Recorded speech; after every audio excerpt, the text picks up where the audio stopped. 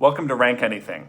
And if you're just joining us, I have great news for you. I have 0 subscribers, 0 views, 0 likes, 0 comments, and 0 budget. And if that doesn't say something about my credibility, I don't know what does. Now, if I was smart, it's probably a good idea for my first video to be about something with a high SEO, like maybe ranking Hamilton songs or ranking COVID testing sites. Let's talk fictional tigers, baby! Now, I'm not going through every single fictional tiger. There's like a million books out there. I've limited down to 9 of the most famous ones, and if you have any problems, then you can make a YouTube channel with 0 views talking about fictional tigers. Number 9, Raja from Aladdin. To me, Raja is really the story of wasted potential.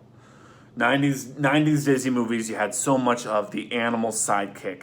You had Sebastian and Scuttle, everyone from The Lion King, Tantor, Miko, but Raja, they didn't really give him anything to do. He wasn't really funny, he wasn't really cute, he was just sort of there for Jasmine to talk to. And when they rebooted it last year, they had Raja, but they gave Aladdin a hot lady friend to talk to instead of just talking to a tiger. And if they sort of downgraded his role in the new movie, I think that's more than enough to be last on this list. Number 8, Paw, the Detroit Lions mascot. Yeah, he's a tiger. He wears a cute little hat. He entertains the kids of Detroit. I mean, what else do you need to be number 8 on this list? Number 7, Richard Parker, the tiger from Life of Pi.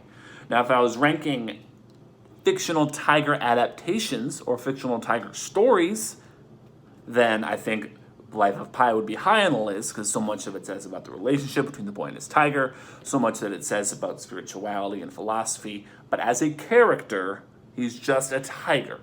So he can only go this high up on the list. Number 6, Incineroar. Now, technically, if you want to be a nitpicky bastard, every other character on this list is a tiger. Technically, Incineroar is an Incineroar. He is a fictional tiger-inspired character. So that definitely bumps him down some. I know there are a lot of Incineroar stands out there based on Smash and his design. I don't know. I never saw it. I thought the whole wrestler gimmick was kind of gimmicky. If you want to come at me for this, he's not even a real tiger, okay? He's an Incineroar. Number 5, Houday, the Bengals mascot. Now, I know what you're thinking. Frank, you put Paw at number 8. Why is Houday all the way up at number 5?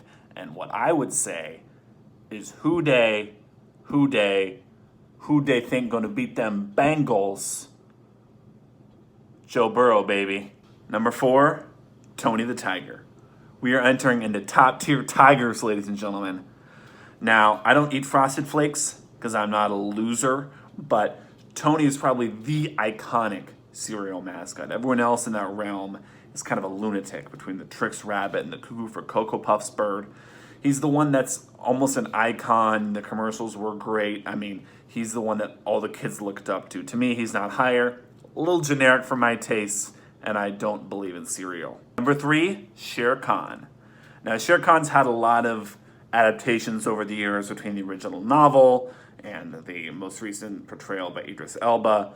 But to me, the portrayal by George Sanders in the original 1967 Disney film will always be the gold standard. I mean, that character, just by the way he speaks, I mean, he just has this magnetic presence about him that really just sort of draws you in. The Jungle Book story is not that complicated. It's a very simple story, but you need to have this great villain that really carries the film, and to me, that's more than deserving to be this high. Number 2, Tigger. I'm sorry about that. To me, Tigger is almost as iconic and important as Winnie the Pooh in that franchise, and he'll hold such a special place in my heart and my childhood. And you know that Tigger is so important because when they made Christopher Robin, which nobody saw, they brought Jim Cummings back to do Winnie the Pooh and Tigger, but all the other original casts, they kicked to the curb. You're not coming in our new movie, but they brought Jim Cummings back to portray the role. To me, he's he's so iconic and just so special to me. And the number one fictional tiger is